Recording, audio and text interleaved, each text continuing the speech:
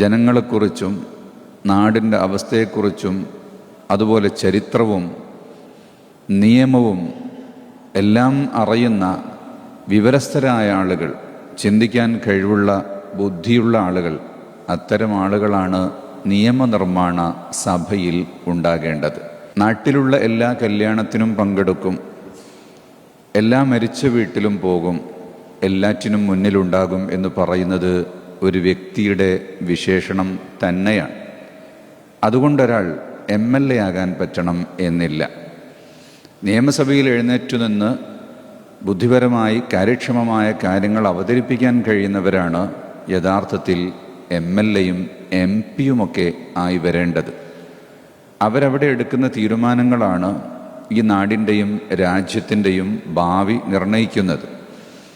അങ്ങനെയെല്ലാം കഴിവുള്ള ഒരു വ്യക്തി ജനകീയൻ കൂടി ആയാൽ വളരെ നല്ല കാര്യമാണ്.